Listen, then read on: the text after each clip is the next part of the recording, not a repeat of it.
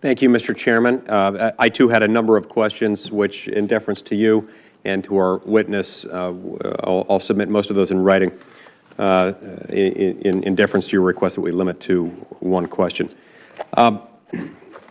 There's a consistent thread in many of the concerns that have been expressed today, and between the concerns just expressed by Senator Barrasso and many of those that I have, which relate to the fact that when the federal government creates a lot of laws that create a lot of burdens that sometimes overlap and conflict with one another, people don't have certainty, and to some extent they're dependent upon those who administer executive branch agencies for leave to depart from those standards or for acquiescence to do what they think needs to be done. Sometimes that can create difficulties with individuals trying to operate within that framework.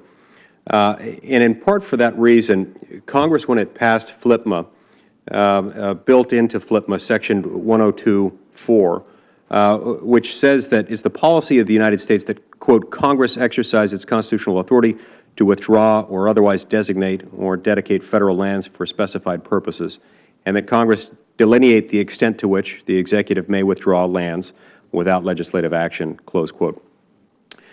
We've recently seen some policy initiatives brought forward by the Department of the Interior, including wildlands and national blueways, for example, that appear to address some issues that appear more properly within Congress's scope of authority.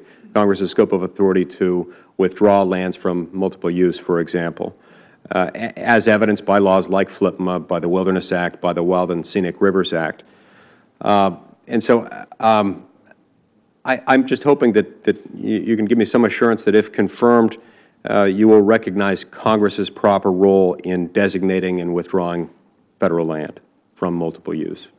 Senator, I appreciate Congress's role. I also will commit to you that with anything that we do around these kinds of issues, that we will get multiple stakeholders to the table to discuss them, to make sure we understand the issues, and you have my commitment to do that. And I appreciated the commitment you made in that regard with regard to the national monument designations. That's something important to us. I assume the same commitment would stand there. Yes, sir. Thank you. I certainly don't want to cut my friend from Utah off. Is there another question that you feel is particularly important to you and your constituents?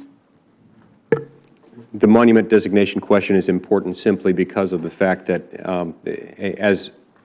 as you were discussing that with Senator Heinrich, it brought to mind, I appreciated your commitment to work with local stakeholders whenever they're dealing with something like a monument designation. We had about 2 million acres designated as a monument a few years ago in my state.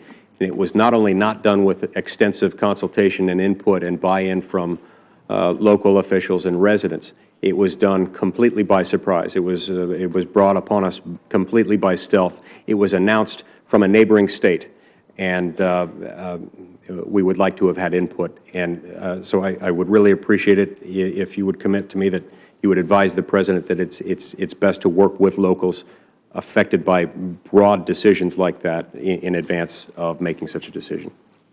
Senator, it's certainly consistent with what I believe in and what the White House believes in as well.